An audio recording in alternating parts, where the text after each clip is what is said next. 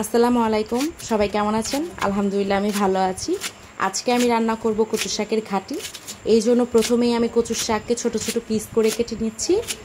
কেটে নেওয়ার পরে আমি কচুর শাকটাকে ভালোভাবে পরিষ্কার করে নেব। কচুর শাকটা কিন্তু স্বাস্থ্যের জন্য এমনিতেই খুবই উপকার।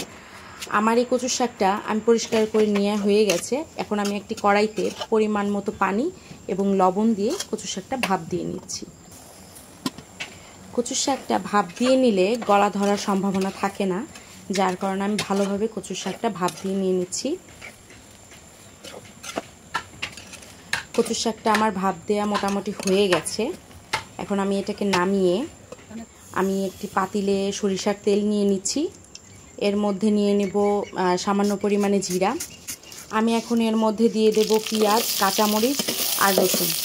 আপনারা কাঁচামরিচটা চাইলে কচু শাক যখন ভাপ দিয়ে নিয়েছি আমি তখনও দিয়ে দিতে পারেন, কিন্তু আমার এভাবে ভালো লাগে তাই এভাবে দিয়ে দিলাম।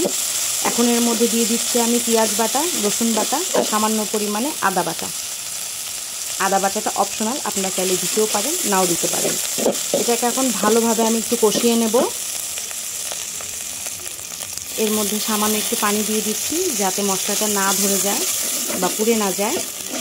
এখন এটাকে ভালো মতো কষানোর পরে এর মধ্যে আমি দিয়ে দেব সামান্য পরিমাণে মরিচের গুঁড়া, ধনে গুঁড়ো আর হলুদ। এই কচুর ঘাটিটা অনেকভাবে করা যায়, এক একজন এক এক রকমভাবে করে। আমি যেভাবে করছি সেটাই, আমি যেভাবে সাধারণত বাসায় করি সেভাবেই আপনাদের সাথে শেয়ার করলাম। এখন পরিমাণ মতো লবণ দিয়ে আমি এটাকে ভালোভাবে কষিয়ে নেব। এটাকে ভালোভাবে একটু নেড়ে চেড়ে কষিয়ে নেওয়ার পরে এর মধ্যে সামান্য পরিমাণে একটু পানি দিয়ে দেবো আমি।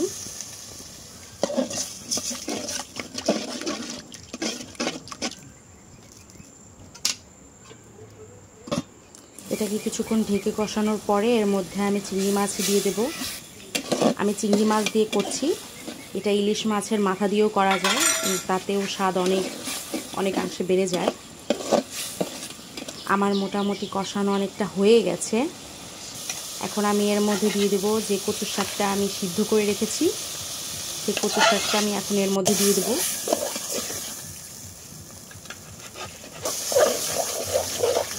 এখন চিংড়ি মাছের সাথে ভালোভাবে এটাকে নিয়ে নেব যাতে সবগুলো উপকরণ একসাথে মিশে যায়, এবং এইভাবেই কিছুক্ষণ নাড়তে থাকবো যতক্ষণ না পর্যন্ত হয়ে যাচ্ছে। আমি এর মধ্যে সামান্য পরিমাণ লেবু অ্যাড করে দিচ্ছি, আপনারা চাইলে দিতে পারেন। আমার কাছে এটার ফ্লেভার খুবই অনেক ভালো লাগে। এখন এর মধ্যে আমি দিয়ে দিচ্ছি হচ্ছে চালের গুঁড়ো। এখানে আপনারা আটাও ব্যবহার করতে পারেন।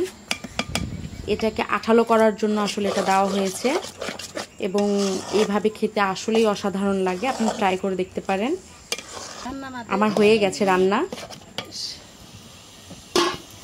এটা গরম ভাতের সাথে লেবু দিয়ে খেতে আসলেই অসাধারণ লাগে। আমার ভিডিওটা যদি আপনার ভালো লেগে থাকে তাহলে অবশ্যই একটা লাইক, একটা কমেন্ট করবেন, এবং অবশ্যই আপনার বন্ধুর সাথে এটা শেয়ার করবেন, এবং সাবস্ক্রাইব করতে ভুলবেন না। ধন্যবাদ।